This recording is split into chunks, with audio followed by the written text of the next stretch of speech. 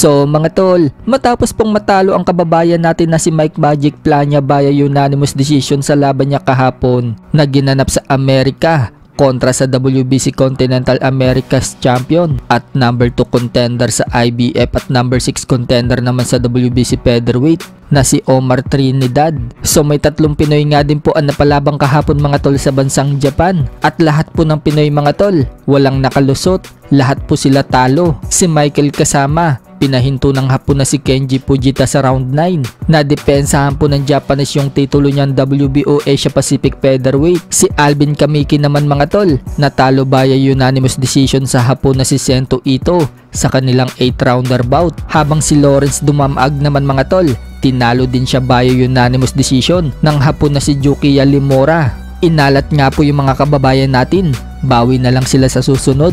Sa kabilang banda naman mga tol, matapos pong matalo si Luis Nery kay Naoya Inoue mag-iisang taon na ang nagdaan, muli nga po magbabalik si Luis Nery mga tol sa Lona ngayong February 22. Haharapin po ni Luis Nery mga tol ang Hapon na si Kyonosuke Kameda. May record na 15 wins, 3 losses and 2 draws. Gaganapin po ang laban nila mga tol sa bansang Mexico sa baluarte ni Luis Nery. Samantala, mukhang interesado po si Luis Nery na labanan si former Unified World Champion Murodjon Akhmadaliev. Isinama po kasi ni Luis Nery mga tol ang pangalan nila ni Akhmadaliev sa malaking laban na magaganap sa September. Yan po yung laban ng Terence Crawford versus Canelo Alvarez. Mga bigatin nga daw yung mga undercard dyan mga tol.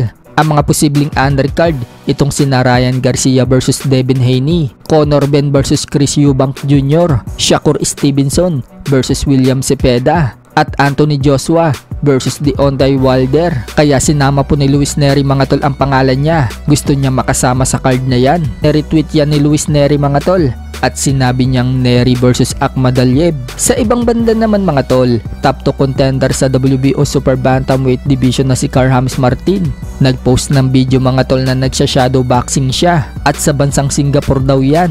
Marami nga po ang naglitawan ng mga bashers mga tol sa comment section. May nag-comment mga tol na bayot daw si Martin. May nagsasabi naman mga tol na yumabang na daw ngayon si Carl-James Martin.